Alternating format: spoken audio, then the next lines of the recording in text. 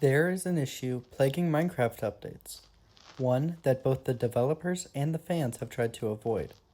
This issue has existed since 1.0, but has been circumnavigated by the best updates.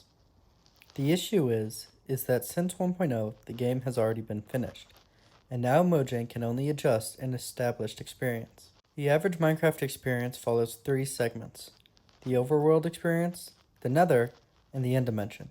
It sets a clear beginning, middle, and end for the game, and it would be disastrous to try to adjust this order. Making the Nether optional lets players skip development of their combat and survival skills, and having the Nether be the endgame invalidates the End's existence while minimizing the positive rewards of another adventure. So given that the actions required to beat the game should not be changed, Mojang is in a difficult position. How can I make significant updates without interrupting the regular flow of the game? So Mojang developers are left with one good option for updates: dramatically improve the parts of the game that the player already interacts with. There are updates that follow this philosophy wrong, right, and perfectly, and their quality follows suit. 1.15 was a prime example of failing to follow this update design, and the update sucking because of it. 1.15 was the Busy Bees update, which added bees and the bee-related blocks like the beehive or honey block. Updates like this that introduce a new concept and that concept exclusively usually add little to the game. Features like bee farming have to be actively sought out by the player, but they do not offer enticing rewards.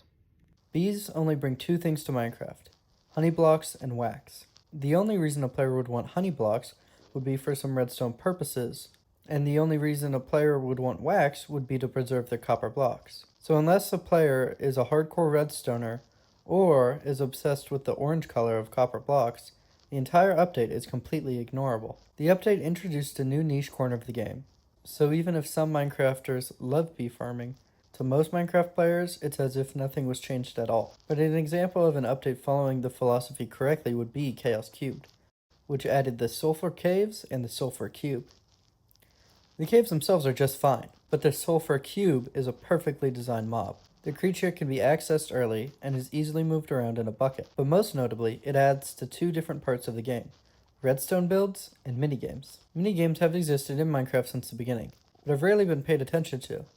The last significant update to Minecraft minigames was probably the slime block, but the Sulfur Cube introduces a ball to Minecraft, expanding the possibilities greatly.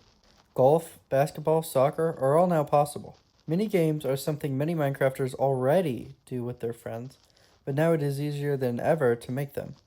And the redstone capabilities are just an added bonus. Chaos Cube took an already established part of the game in minigames and increased the opportunities and enjoyment someone could take from it. But it did not perfect our philosophy.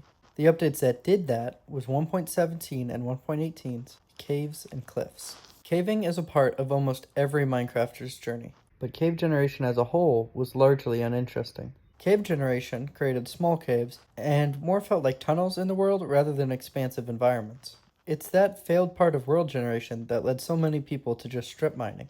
Caves and Cliff changed all of that. Caves are huge and beautiful and worth exploring. It is now optimal to actually go into the caves to find your resources, especially with strip mining's nerf due to Deep Slate's longer mining time. Players are encouraged to interact with this update, as it was now just an improved version of the regular Minecraft experience. They didn't have to seek out the caves they were already going to. Additionally, the Cliffs edition just added to the beauty of Minecraft.